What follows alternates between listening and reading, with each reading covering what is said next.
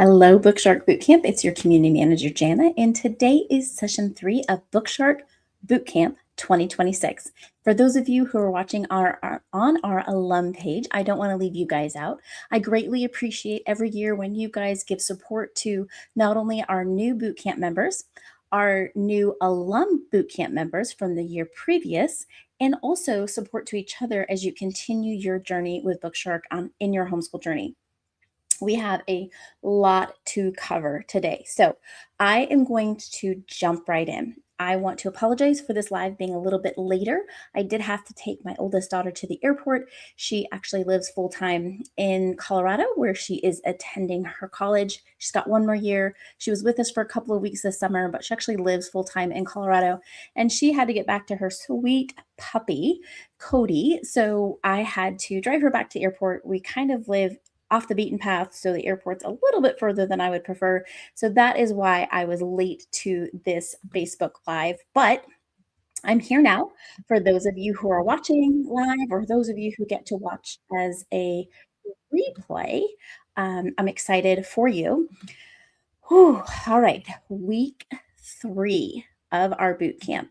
Let's get going. We're talking about organizing your homeschool area, specifically cataloging your books. Okay. So the challenge is when you get a BookShark, if you're getting a BookShark all subject package, you truly are getting 30 to 50 books for each level, which is kind of a lot of books.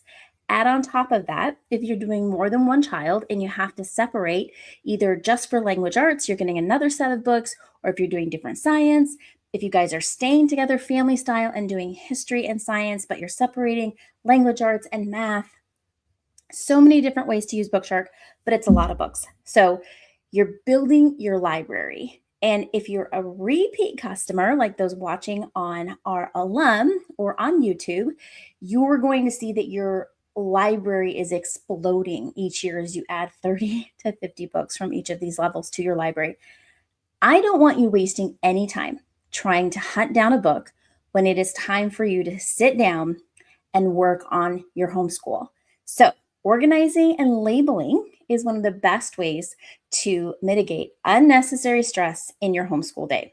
There's going to be plenty of just life stress. We all feel it.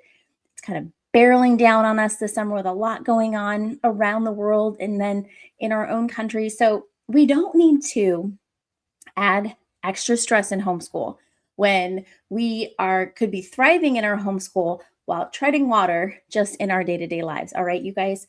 So another way to think of it is when you're starting to cook a meal or tackle a project at home, if you don't organize and have your ingredients or your tools, it becomes a very unpleasant experience. And for some, multiple trips to either the grocery store or to the hardware store. And nobody likes to stop what they're doing and truck off to get one more thing that they forgot in order to accomplish what they are trying to do. Setting yourself up for success with using BookShark starts with great organization. Last week, we had you organize your big binder, putting in all of your subjects behind the weeks that they correspond with, getting familiar with the instructor's guide, finding out the methodologies of BookShark and what you have to look forward to. Now we're going to take all those books that you unpacked or you're going to unpack. If you are watching this and you haven't gotten your books, you're waiting to get that order in the mail. Make sure you take pictures. Make sure you take pictures of your unboxing, because here at BookShark, we like to call that the BookShark Book Shock. And it's really fun to capture those moments for you and your homeschool, to share them with us on our community, at our community, but also for you guys to remember at the end of your 36 weeks when you look back and you laugh about how you felt excited about starting BookShark, but also possibly a little bit overwhelmed with all of those books. Like I said, 30 to 50 books. It is a ton of books. All right, I'm going to make sure I don't have any comments yet. Always got to make sure I switch my screens around and I know what's happening.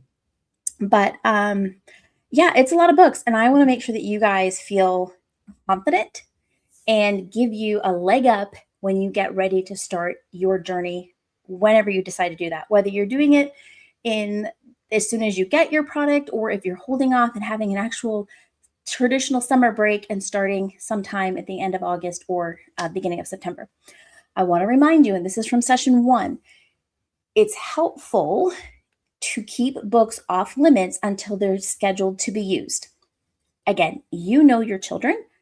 You've never homeschooled with your children if this is your first year, or you've never homeschooled with BookShark with your children. So I would suggest let them look through them when you're unboxing, let them get excited. But then if they have not used them yet in the curriculum, to keep them off limits. You want to keep it fresh. You want to keep it exciting. You want to build that anticipation. You don't want them to go, we already read that. We already looked through that one. What's next? We're bored.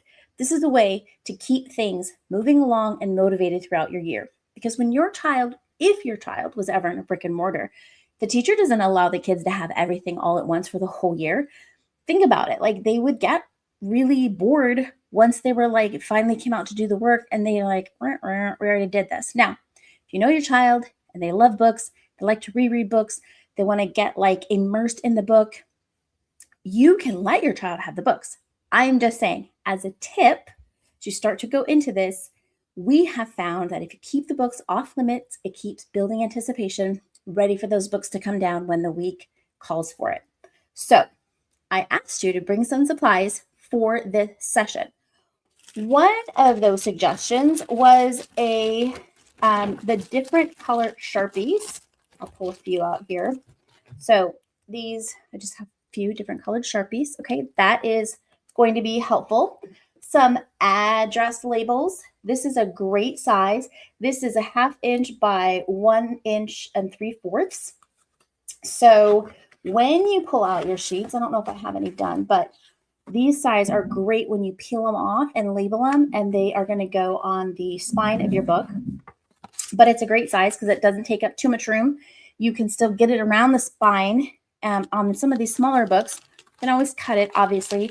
There are some other options. You can get smaller little square labels in which you can color with your Sharpie. And then you can always keep them plain, use a colored Sharpie, or I'm going to show you how you can color coordinate those. I've got some, I'm going to show you not only what the levels are, but then also like the actual numbers for you to print off in color if you are really into that and super organized. And it's not me, but I have it for you. So I'll be giving that to you. So you're going to, in your instructor's guide, find in section 3, your book list. So this is science. You'll always see that science, at the top of science, if you have a colored IG, which is the lower levels all the way through level H. And then once we get to I, the IGs go black and white, and you have one for, you'll have one parent guide and one student guide, and they're going to look like this. Here's a book list for level I. Oh, there's a level world history, high school world history book list. So it'll look like this, the higher levels. It'll look like this at the lower levels. Blue is always science. Teal is always language arts, and purple is always history if you're working in the lower levels. So as you were putting your instructor's guide together, if you were doing it in the order that we suggested, it would be history, purple, language arts, teal, science, blue. So just a little FYI on that. Okay, so you have your book list. It says the category. So on history, there's more than one category. History has history, historical biographies, historical fiction. Sometimes it'll have some other listings there. Science just has the books, and then language arts sometimes has them. They're just going to be under literature. So first and foremost, if you have level I, science, this book, which is actually super simple physics, is used starting in week 1. So the way I would label this science book and put my label right here on the spine. So whether it's in a pile of books that I flip up or it's on a bookshelf that I pull out, it's going to say it's going to say S for science, and then the number 1 because it's pulled out in week 1. Now, my next book, same level of science, is What's Your Potential? The Energy of Motion. That is actually used in week 15. So as you can see, this one's a little bit thinner, so that's okay. As my label wraps around, you can pull it down here. It's going to say S for science and then 15 for week 15. So I know this book is for science and it's not going to come out until week 15. I'll give you guys another example. I have The Winged Girl of Gnosis, and it is from High School World History. It is used in week 3. So it's going to say H for history, or you could say, I have world history because it's high school, WH3. I know that it is used in week 3 of world history. You may think this is overkill. I promise you, you're going to love BookShark. You're going to stay with BookShark and you are going to want to be organized. Then when your kids say, what was that book we read that one year? And what level was it in? And they want to talk about it, or they need to pull it out for a reference, or they want to tell someone about it. That is a great way also just to keep your library organized. I'm going to throw some pictures in of some families that have some libraries organized that way over the year. And they're just really fun to look at. It's kind of like your own Dewey Decimal System with BookShark. So that's really exciting. Here's another one, Fahrenheit 451. This is actually from our literature course, high school literature course. So, geez, I'm trying to remember, you guys. I'm sorry. I don't know if it's world or if it's US. I think it's world. But it, again, would have high school lit or world lit W, and then the week that it's used. So hopefully that's not confusing. I am going to give you guys some examples to look at instead of just looking at my face, okay? But your H is going to be for your history, and then you can color coordinate it. So BookShark uses colors, and I'm going to give an example just right here. Let me pull this up. Okay, so here level P is pre-K. This is the color. It's kind of a purple or a lavender. That's the color that we use on the outside. So here's world. You can see it's more of a darker blue, almost navy, okay? So P starts with that lilac. So you can use A is going to be that type of blue. Then you have B. Each of the BookShark levels, history, language arts, and science, correspond with the colors that we use. And then you'll see they stay in the same kind of category as you move through. And those categories are, let me tell you that. So we have history. First is world cultures, which is A, level A, F, and J. And as you can see here, level F is that teal, just like my world history high school is that kind of, I guess it's not quite teal. It's more of a blue-green, but it's the same as world in high school. It's the same as J, F, and A, okay? So that's like the category of what our history is. Then you have ancient history, which is level B, US history, which is D, E, I, and then US high school history. So that one has actually 4.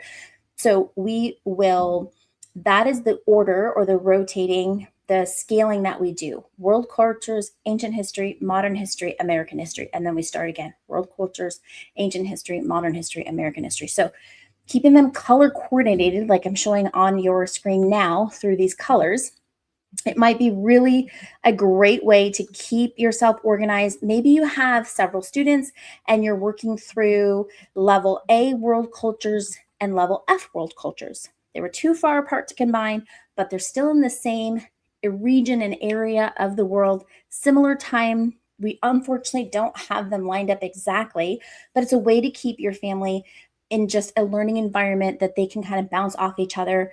And so if you continue on with BookShark, you had A was in that color, then your F is also going to be in that color. It signifies world cultures. If you have, let's say D, someone in your family who's doing D, you're going through that, or DE, and then you have somebody who's doing I independently, again, the topics are not going to line up exactly, but they have the same content. They're studying American history. So that's what BookShark does in our colors. Now, let me show you the color keys. Here is what you can put into your computer if you want to print them out on your address labels to put on your books. You put it by color.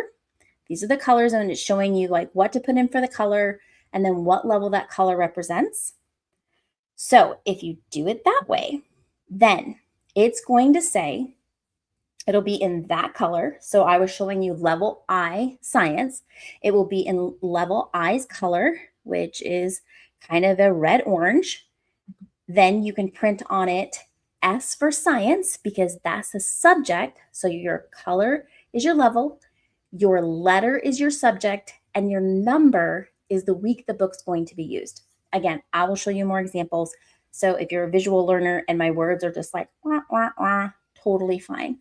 All of these colors that I'm putting on here, I will also put on our community page, our Facebook page, that you can look at these PDFs yourself when you go back and organize and go, what in the world was she talking about? Okay. So your color is your level, your letter is your subject. So history, science, language arts. Now, when you get into history, we have read alouds. So RA, and then the week that's going to be used.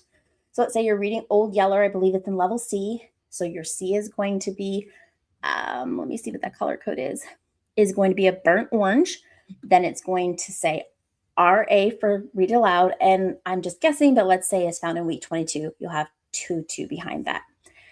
Independent readers at the lower levels, you can use RK for reader kindergarten, R1 reader first grade, R2, R3, R4, up till language arts 4. Then once you get into D and higher, I would just do RR for reader and then the week that it's found. You could also do lit if you're in the high school levels. So if I pulled a book out that said it was teal and it was H1, I would know it was level A, it was history, and we used it in week 1.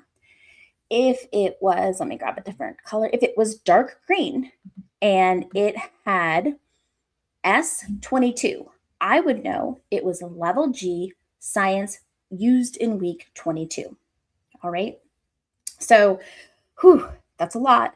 I'm going to get you a picture. I hope it will make more sense once I do. Sorry I didn't have it to share with you right now, but I am going to tell you your homework, and then we will wrap up this session. I'll get those pictures posted so that you can put some visual to what I'm saying.